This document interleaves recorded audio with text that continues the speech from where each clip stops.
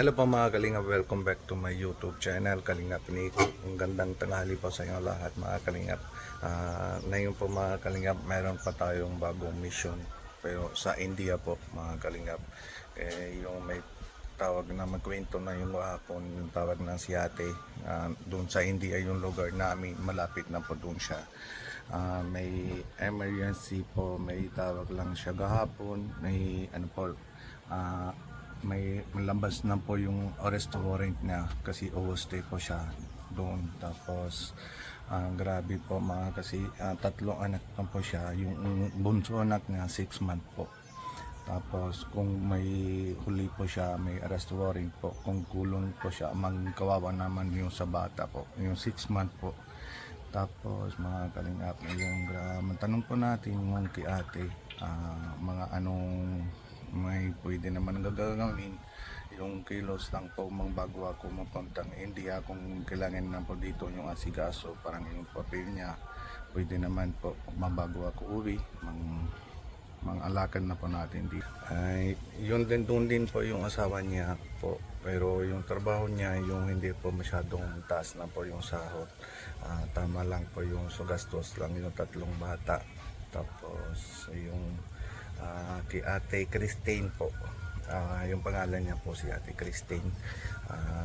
Pati po yung tingnan natin, tanong natin po mga anong gagawin po natin. Tara matawag na po kay Ate Christine. Yung po mga Kalingap, matawag na po natin kay Ate Christine. Tatanong po natin yung po anong situation, anong magagawin po natin. Hello po. Hello po. Kumusta po ate? Okay lang mo kaya. Po. Dyan na po kayo sa bahay po? Opo. Sa Tinsa? Opo, dito po. Okay po. Tapos ano po yung process lang po yung sa visa po? Yung visa po kuya, sabi po kasi ng sabi po ng pulis sa kaibigan ng asawa ko. Mga 20 days to process na po yung yung visa. Opo.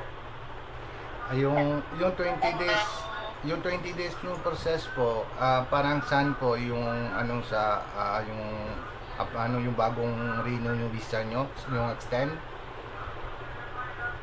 Yes po, extension po.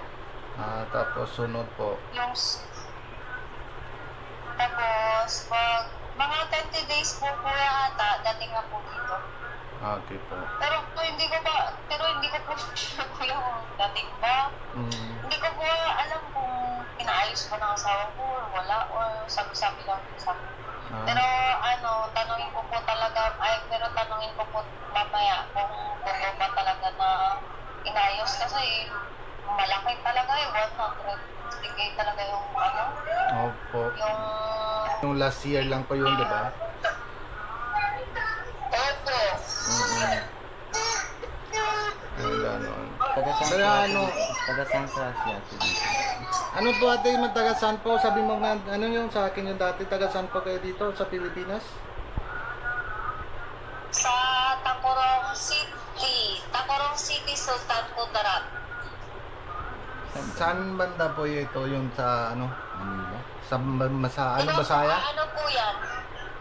Sa Mindanao po yan. Mindanao po sa Davao City. Opo. And then Tacorong City. Ganun po.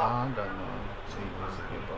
Ano po ate, sige tingnan ko magkailan po bili na ako ticket, kasi gusto ko din mga uwi lang sa India para may yung magtulungan po kita yung para lakad natin yung visa mo, kasi 'di ba mga tawag mo sa akin may arrest warrant po, pulis lang matawag sa iyo, mga overstay ka diyan, may reklamo. Ano tawag doon?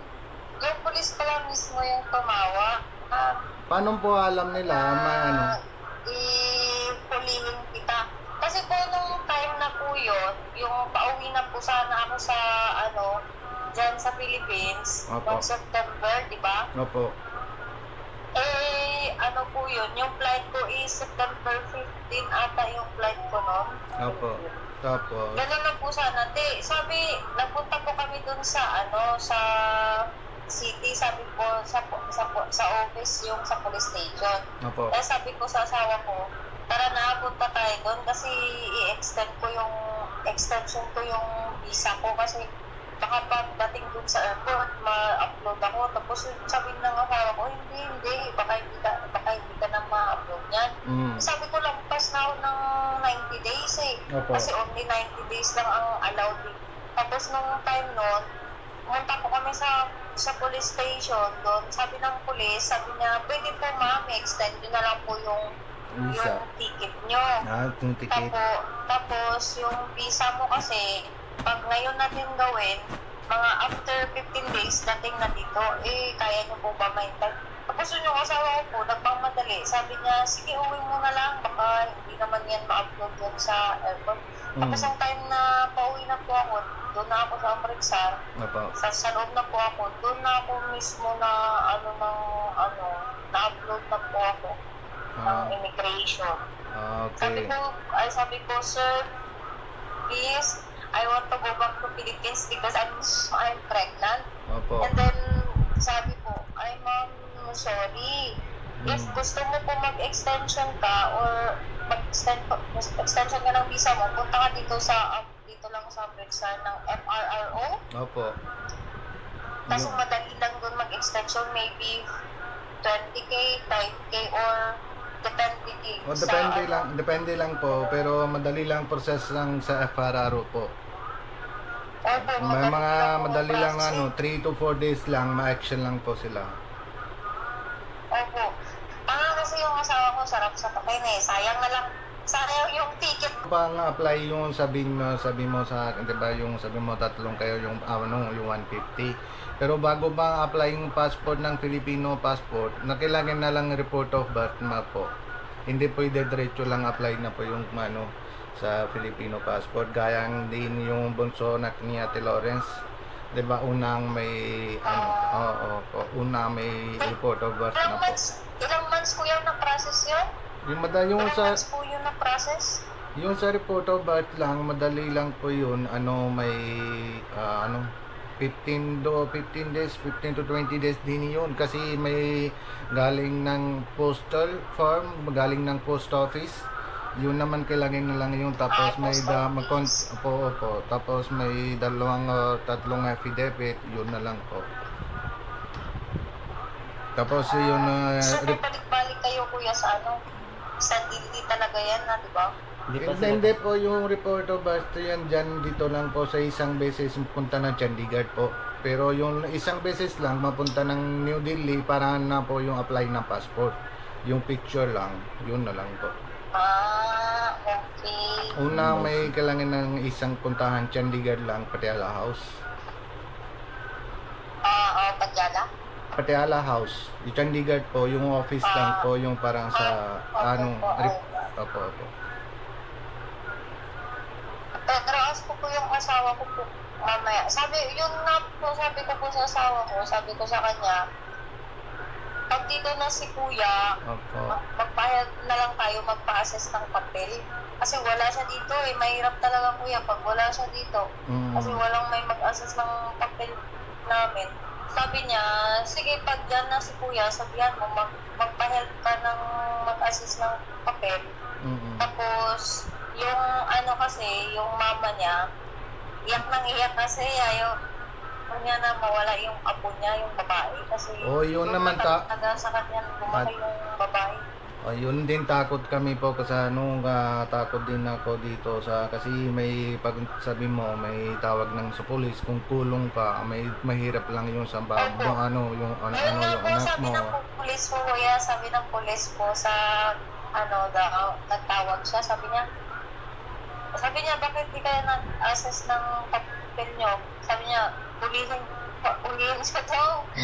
Ganon siya, sabi daw sa kaibigan ng asawa ko. Tapos yung asawa ko dito na ganon na ganito yung papel, yung visa, mag-assess na. Kasi yung yung nanay ng asawa ko, handa naman talaga magbayad ng extend ng ng kahit 150 or 220 bayad, ang damang bayad. Pero yung gusto niya lang po, hindi mawala yung apo niya. Hindi mawala sa kanya. Sabi ko sa kanya, pwede pag ma-process na lahat, gusto ko nang umuwi ng Philippines. Pwede Pinipili nila naman. yung nga po, yun nga lang po yung problema. Yung problema nga lang po, yung isang ko pang anak, yung maliit, Okay. na yung 6 months old. Opo. Kasi pag once na ma-process na yung papel namin, paano siya kawawa lang, maiwan. Ayun po, yung kawawa ng mga anong ganun po ate, mga hintay ka na lang. Matignan ko kailan po ako mabili lang ticket. Tapos mauwi ako ng India. Tapos sunod na pa yung process natin kasama na yung bunso. Ikaw tatay ng anak mo, tatlo na yung anak mo, hindi ka marunong mag-apply ng Aadhaar card ng anak mo. Opo. Kahit nung isang Aadhaar card lang yung pwede lang dito, yung maliit. Yan lang sana yung hindi na pa magawa. Ay, ganun. Nainis na ako sa Sabi ko, Sayang yun sa malayo pag ka walang na nga Aadhaar sa- card. Sayang po yun. Ito kasi kuya yung dalawang bata, hindi po kasi pwede daw dito. Opo. Kasi di ba hindi po dito pinanganak. Kaya hindi, sabi ng kasi office, sabi nila, no need to gawa na daw kasi hindi naman po sila na-register dito. Tapos, kasi yung isang anak kong lalaki nag-aaral. Opo. Andun po, tapos doon dito nag-aaral sa Pwede naman yung madali lang din yung sa yung magawa lang Aadhaar card kasi yung asawa ko alam din na saan daan mapunta ng saan may apply ng yung Aadhaar card. Siya lang mga kasama para may bang apply natin yung Aadhaar card ng yung anak mo. Na kahit hindi naman kailangan at least meron pa tayong Aadhaar card, 'di ba? Kuya, sabi po kasi ng kuya, yung iba, sabi nila, hindi pwede yung dalawa kong anak, hindi pwede makagawa ng Aadhaar card dito kasi hindi naka-register. Hindi naman gano'n. Yung yung panganay anak ni si Lawrence, meron pa din siya Aadhaar card, yung Filipino passport din siya. Okay lang yun. Sino sabi niya nga hindi pwede mga Aadhaar card yan? Paano siya kuya nakagawa ng Aadhaar card? Apply natin. Kasi malapit na tayo dyan, yun, sa Tinsa. Malapit na tayo yung lugar natin, di ba? Yun din nga yung sabi ko din kuya, yung sabi ko dito sa asawa ko, sabi ko, pwede ako yung pumunta dun sa asawa ni kuya kasi... Tingnan ko dyan, mapunta ka din doon sa Basita ka naman yung sa yung sa lending pad para may sige po kuya. Pero wala po meron ni pagtakit Punjabi bol. Meron ni pagtakit 80 Lawrence ang Ganin si Lawrence. Mabuti marunong ka ng salita kahit konti po ate. Tumatawa nga po yung mga tao dito kasi minsan nag-i-English ako, hindi nila maintindihan. Tapos yung pag mag-Indian salita sila, parang natatakot sila mag-English sa akin. Ilang taon na siya? Sige po. Ilan taon ka na ate? Sabihan, pa lang po ako kuya, 23. 23 ka no? Bata pa. Bata ka lang. Yes po, bata po. Sige ate, ganun lang kasi yung sahod ko, yung sa medyo matagal lang yung sa dating yung this last week lang this month. Pero tingnan ko mga hanap ako utang dito, parang bili lang ako ticket, mauwi ako agad. Pag dating ako dyan, mga tao... Yun nga sabi ko kuya, sabi ko sa asawa ko, gusto ko magpaheld na lang kay kuya. Sabi ko pero yung gasolina, yung pinag-problema ko pag mag-process. Sabi ng asawa ko, hindi magbayad tayo, gano'n siya sabi. Sabi ko, po, sige, sabihin ko siguro. Okay lang po, sige ingat po kayo dyan ha, wag ka naman kayo malabas-labas ha, mga dating nga po India, maingat lang po kayo ha. Wala po kuya, pantay hirap po yung ano ko dito, yung daddy ng asawa ko. Kahit saan ako pumunta, bantay. Tama po. Kung may kailangan na lang, kung may halimbawa, may kulit lang yung police, mapunta dyan, pwede naman lipat ka na bago ako punta, lipat na kayo dun sa landing pad. Okay. Sige po. Pero kay ask ko, mamaya po sa asawa ko kuya kung totoo talaga nag-i-process nga o sabi lang sa akin. Para hindi ako makabahan. Yung mga tatanong mo na lang, may toto ba yun or hindi. Kung nga hindi naman sabi mo, hintay na lang natin yung sa akin. Sabi mo, hintay po natin kay Kuya, mag-uwi din siya, sabi mo lang yung asawa mo. Tapos sunod na may process natin para hindi naman tayo malaking babayaran. Yun, tapos kuya, sabi niya po kuya, magpabili ako sa iyo kuya ng grocery. Alam ko po yung tanda ko po yun. May mabili. Pag may alis ako dito, mabili ko lang po. Okay, isulat ko na lang po. Yung send mo sa akin yung picture po, yung sa sabi mo, Lucky Me. Lista. Yung listahan mo, yung sa yung grocery mo, mo yung noodles, di ba? Yung tapos yung may lista mo na lang. Ilista ko na lang po kuya. Sige. Opo. Sige po ate, ingat po kayo. Okay po. Bye po. Ay po lang. Ayan po mga kalingat. Si ate talaga may takot din po siya kasi maliit na po yung anak nga, pati bata pa. Di ba kuya? Tapos siya din, bata pa din siya. Bata pa din siya, 20 years old. 23. 23. Tapa. 23 years old. Malayo kasi yung barangay nila, malayo yung lugar nila Mindanao, kaya hindi naman basta-basta pwede kasi kailangan malaking budget para mapunta dun sa magulang niya. Paano parang Basaya, di ba yun? Para din kay kay Kuya Bal. Kasi doon din na baga napunta si Kuya Bal sa Mindanao, sa Davao baga. Ay sa sa Davao talaga. Ayun po mga kalingap, talaga may kailangan lang po ang uuwi ko India, pero yung sahod ko malayo pa rin, sa 23, 24, madating mahanap din po natin yung pera para mabili lang po ticket, mauwi lang po agad. Sabi ko din po kay Ate Christine, kung ingat po kayo, wag po na kayo malabas-labas kasi kung may kulit na yung police, may sabi nila dati, kulong yung kita, di ba? Ang gano'n lang sabi lang sa kanya. Sabi ko lang, wag mo na mga takot, ingot lang po kayo. Kung kailangan na lang po, malipat na po sila sa landing pad po. Parang po, doon na po sila yung tago, parang may walang po yung huli kay Ate Christine.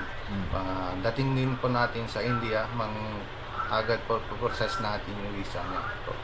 Extend ng visa niya, tapos process lang yung bata yung 6 months. Yung apply din po yung report of birth, pati yung passport. Sunod-sunod po yung process lang po yung mga kalingap. Yan po mga kalingap, salamat po. Mag-suporta din po kayo sa Kalingap Landing Pad India, and suporta din po Kuya Robin Indiano Bicolano. And po, wag mo na po kalimutan doon na suporta po natin si Kuya Bal Santos Matubang, Ate Edna Vlogs, Kalingap Rap, and Kalingap Jackie, and lahat na po kay boys. Yung po mga kalingap, see you po next update. Bye-bye.